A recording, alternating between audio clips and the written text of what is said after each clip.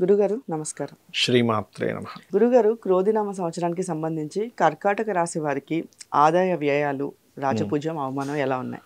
తప్పకుండా అమ్మ. వీరికి ఆదాయం 14 ఉంది, చాలా ఎక్కువగా చూపిస్తుంది. వ్యయం మాత్రం 2 చూపిస్తుంది. సో ఆదాయ వ్యయాలు చాలా చక్కగా ఉన్నాయి వీరికి. సో దాని గురించి రెమెడీస్ కానీ పెద్దగా ఏమీ అక్కర్లేదు. వీళ్ళ పర్సనల్ చార్ట్లో ఏదైనా ఆదాయం వచ్చే గ్రహం ఏదైనా సరిగ్గా లేకపోతే వాళ్ళ పర్సనల్ చార్ట్ బట్టి చేసుకోవచ్చు. బట్ గోచారంలో ఈ సంవత్సరం ఆదాయ వ్యయాలు మాత్రం బాగున్నాయని చెప్తుంది. అలాగే రాజ్యపూజ్యం అవమానం 6 ఉంది. అంటే మెచ్చుకునే వారి సంఖ్య ఎంత ఉందో అవమానించే వారి సంఖ్య కూడా 6 ఉన్నారు. 6 కరెక్ట్గా 6 వస్తారని కాదు, చెప్తాడు ఇక్కడ అలా. అయితే మరి ఇక్కడ అవమానం తగ్గించుకోవాలి కదా. రాజ్యపూజ్యం 6 ఉంటే ఒక అవమానం తగ్గించుకోవాలంటే ఏం చేయాలి అంటే గణపతి ఆరాధన ఒకటి, శనీశ్వరుడు ఆరాధన, అదేవిధంగా ఆంజనేయ స్వామి ఆరాధన కానీ కాలభైరవ ఆరాధన కానీ చేసుకోవచ్చు. చేసుకున్నట్లయితే ఆరాధన అంటే ఏం లేదు, ఆ ఆలయాలకు వెళ్ళడము, ఇంట్లో ఆ స్తోత్రాలు చదువుకోవడం, దీపారాధన చేసుకొని ఇవి చేసుకుంటే తగ్గుతుంది మెయిన్గా చూసుకున్నట్లయితే. లేదా గణపతి ముందు గుంజీలు తీయడము ఇవి చేస్తే సరిపోతుంది. అయితే ఇక్కడ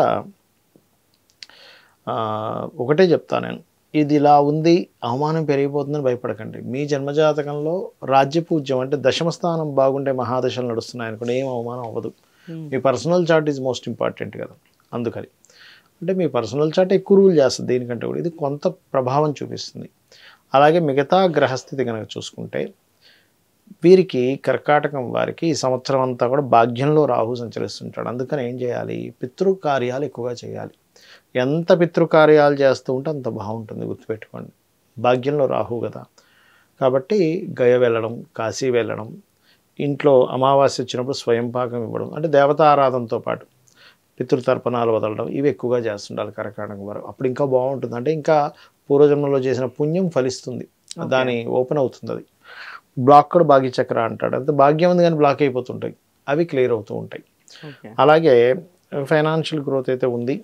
కాకపోతే ఈ సంవత్సరం ఏదైనా అగ్రిమెంట్స్ చేసేటప్పుడు 3లో కేతు ఉన్నాడు కాబట్టి అగ్రిమెంట్స్, కాంట్రాక్ట్స్, కమ్యూనికేషన్ చేసేటప్పుడు, ఒక మెయిల్ పంపించేటప్పుడు కాస్త జాగ్రత్తగా చూసి చేయాలి. ఇది మెయిన్గా చూసుకోవాల్సినటువంటిది. అలాగే మరొక విషయం ఏంటంటే ఇక్కడ దీంతోపాటు గురువు లాభస్థానంలో సంచరిస్తున్నాడు కాబట్టి, గురువు అంటే సహజంగానే ధనానికి లాభాలకి కారకుడు. ఇది లాభంలో ఉన్న గురువు ఎప్పుడు కూడా సంతానాన్ని ఇవ్వడానికి బాగా తోడ్పడతాడు.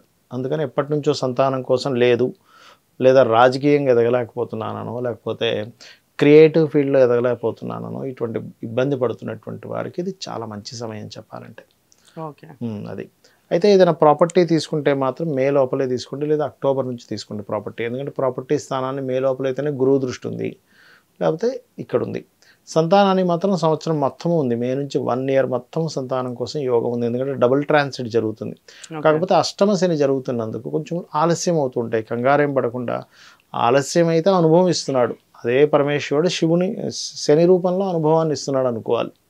ఎందుకంటే ఈ నవగ్రహ రూపంలో ఉన్నది, నవగ్రహాలని పరిపాలించేది ఆయనే కాబట్టి అది గుర్తుపెట్టుకోవాలి.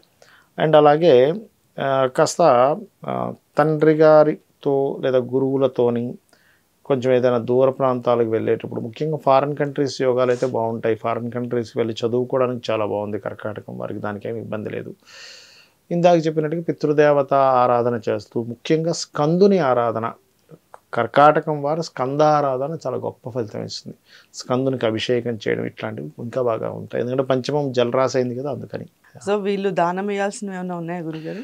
దానం అంటే ఒకటేనమ్మా, మినుములు దానంగా ఇస్తే మంచిది. ఎందుకంటే భాగ్యంలో రాహు ఉన్నాడు కదా. మినుములు, ఉలవలు, 3లో కేతు ఉన్నందుకు ఉలవలు.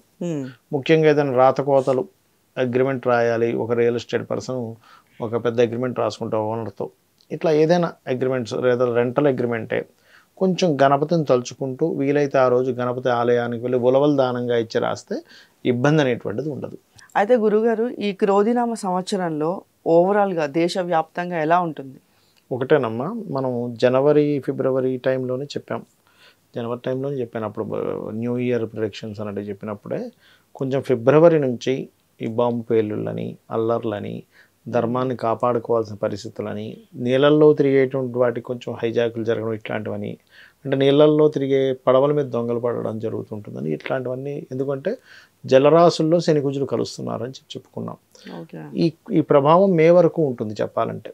ఎందుకంటే మే వరకు ఈ శని కుజ రవి కాంబినేషన్ వల్ల రాజుల మధ్య యుద్ధం, అంటే ఎంతసేపు ఈ ప్రెసిడెంట్లు కావచ్చు, దేశ రాజులు కావచ్చు, వీళ్ళందరూ రాజులు అంటే ఇప్పుడు ప్రెసిడెంట్లు, పిఎంలు,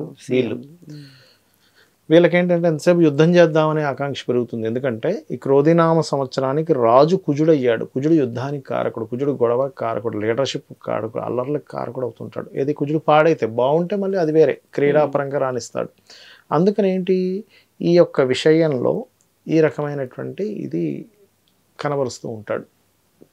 అలాగే మరొకటి ఏంటంటే ఈ ఏప్రిల్ మే మాసాల్లో బుధుడు కూడా నీచ పొందుతున్నాడు ఈ సంవత్సరంలో. కాబట్టి ఏమిటి, కాస్త ఈ షేర్ మార్కెటింగ్ రిలేటెడ్ విషయంలో కూడా బోల్డ్ అంత ఫ్లక్చువేషన్స్ వస్తాయి, అటువంటిది చూపిస్తుంది. కాబట్టి ఇది జనాల మీద దీని ప్రభావం పడకుండా ఉండాలి, అందరూ బాగుండాలి అసలు అనుకుంటే కనుక శని కుజ బుధ కేతు ఈ గ్రహాల దగ్గర దీపారాధన చేయడం కనుక చేస్తూ, ముఖ్యంగా కాలభైరవ అష్టకం కానీ, చండీ పారాయణం కానీ, లలితా అమ్మవారి యొక్క స్తోత్రపఠనం కనుక చేస్తూ ఉన్నట్లయితే, ఇప్పుడు యుద్ధ వాతావరణం అనుకున్నాం, యుద్ధాల వల్ల ఏమీ జరగకూడదు.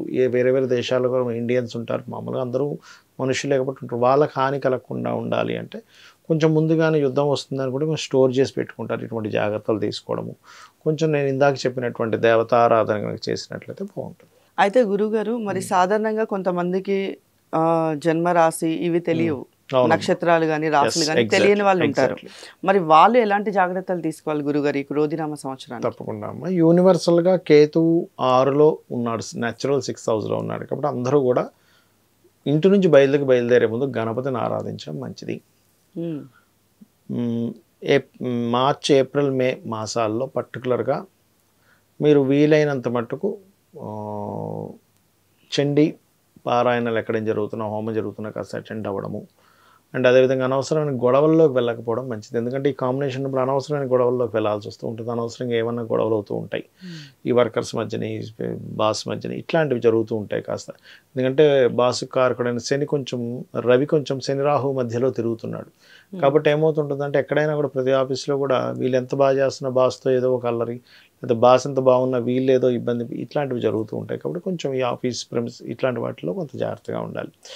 అండ్ అలాగే అందరూ కూడా న్యాచురల్గా నేను చెప్పేది ఒకటే, ఈ మార్చ్ ఏప్రిల్ మాసాల్లో బాగా అనుభవం, షేర్ మార్కెట్లో బాగా అనుభవం ఉన్న వాళ్ళకి లాభాలు ఉంటాయి. ఎందుకంటే నీచభంగ రాజయోగం కూడా ఉంది, నీచం కూడా పడుతున్నాడు ఒక పక్కన. కాబట్టి అనుభవం లేని వాళ్ళు కాస్త ఎక్కువ పోగొట్టుకునే ఛాన్స్ ఉంది. కాబట్టి ఈ జాగ్రత్తలు తీసుకోవాలి. మెయిన్గా తీసుకుంటూ బుధవారాలు ఎటువంటి నిర్ణయాలు తీసుకోకుండా ఉండాలి. మే మాసం వరకు బుధ శని మంగళవారాలు ఎటువంటి ఇంపార్టెంట్ డెసిషన్స్ తీసుకోకపోవడమే మంచిది. అయితే గురుగారు, సాధారణంగా జన్మజాతకం మెయిన్ అంటూ ఉంటారు కదా, మరి అసలు ఈ జన్మజాతకానికి సంబంధించి మెయిన్గా చూసుకోవాల్సిన అంశాలు ఏమన్నా ఉంటాయా?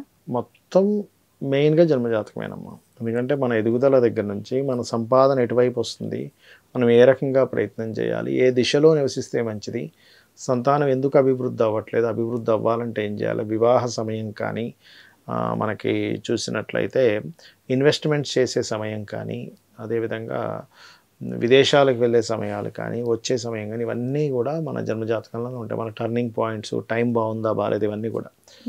అయితే వీటితో పాటు ఎందుకు మనం ఈ ఉగాది ఫలితాలు ఇవి చెప్పుకుంటుంటామంటే, బయట ఉండే కాలం కూడా మనకు సహకరించాలి కాబట్టి చెప్పుకుంటూ ఉంటాం. కాబట్టి మెయిన్ జన్మజాతకం ఎప్పుడు కూడా. అయితే ఇక్కడ ఇంకొక విషయం చెప్తాను, మీకు జాతకం లేదు, అసలు ఏం జరుగుతుందో తెలియట్లేదు, అమ్మవారి ఆరాధన చేసుకుంటే కూడా అద్భుతంగా ఉంటుంది. గుర్తుపెట్టుకొని అమ్మవారిని పట్టుకున్నాను నాకేంటి, అదే అమ్మవారు తీసుకెళ్తుంది. ధన్యవాదాలు గురు. శ్రీమాత్రే నమః.